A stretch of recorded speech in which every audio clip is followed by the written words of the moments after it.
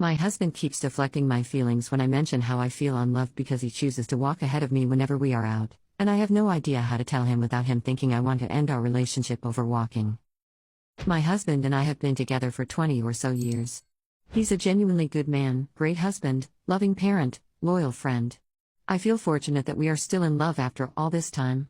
We have kind of a bestie vibe going. We really like to do things together, whether it's errands, shopping, cooking, or impromptu adventures.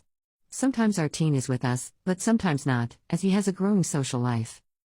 We had dinner out tonight, and when our enjoyable meal was over and we had paid the check, he got up from the table and walked out, leaving me and our leftovers at the table. I'm always slightly slower to get up.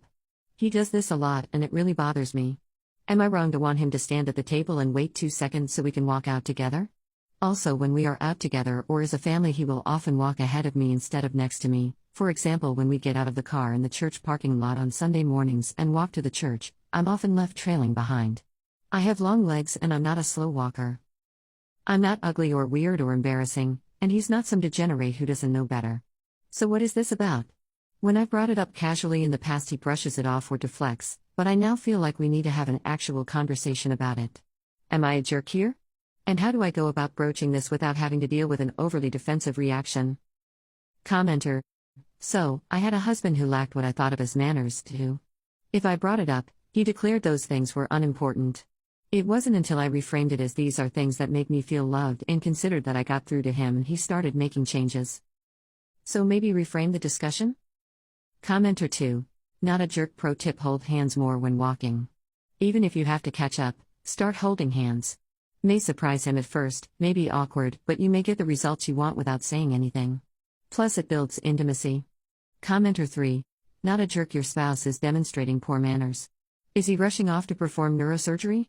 Is there a fire in the parking lot? He can cool his fudging jets, already, and act properly. Update: I really appreciated all the comments, ideas, and feedback.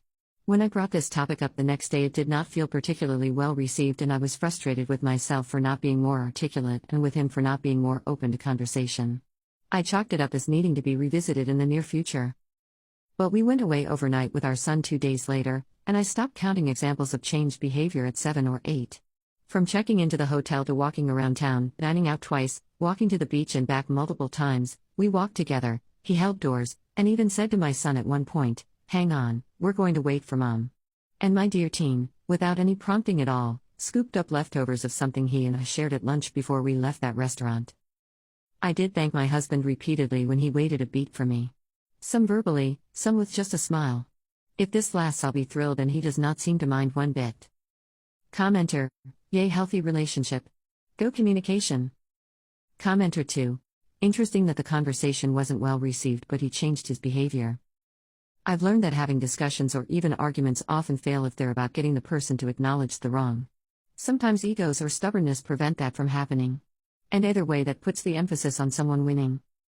Discussions or arguments should be aimed at changing future behavior.